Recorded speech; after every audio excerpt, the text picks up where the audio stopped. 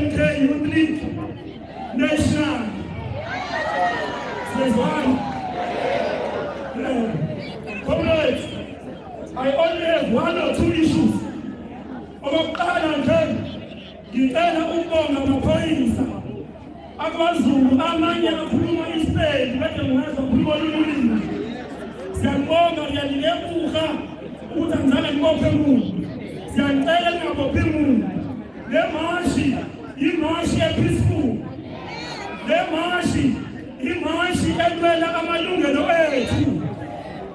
Ama-elections awawina khona koqobo. Namhlanje iphakathi nezinsuku asikhipanga ngisho amabhasi amaningi, asikhipanga itimela namatekisi, kodwa sikhuluma nje la eThekwini kukhona i-MK, naseMaspeti kukhona i-MK.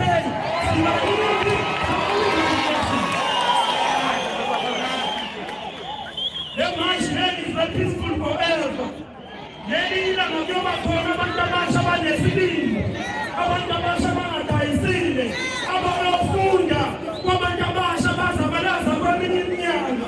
That's when all negotiations fail, when all democratic processes are closed, revolutionary violence becomes the only solution. Leli ilanga, the beautiful ones are going to be born. The courageous ones, the ones who are not fearful, the ones who are not scared, who are not scared of prison, who are not scared, who are not scared of prison.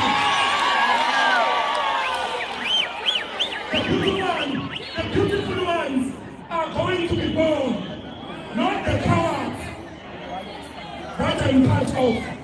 A beautiful generation is going to be born, and that generation is going to be black and beautiful. That generation is going to be a generation that is going to say, if you steal elections, if you take elections away from us, we are going to confront you by any means necessary. No change, no pushing, no money. It is that generation. Comrades, ngiyabonga. Mhlawumbe nazi comrades ukuthi ngiyamthanda ngiyafakani kwakhona. Ukuthi language yethu ayishintshi, sisatha ama-EPWP, abahole aqashwe njengabasebenzi, amakina, ama-security guards, sisatha ama-call center, osisilethu nobhuti bethu endey, abangasebenzi ama-hours awokwakhe, sisatha o-Shoprite, othela, abahole imali enenhlonipho. Elections, get about forever. Lady, this one.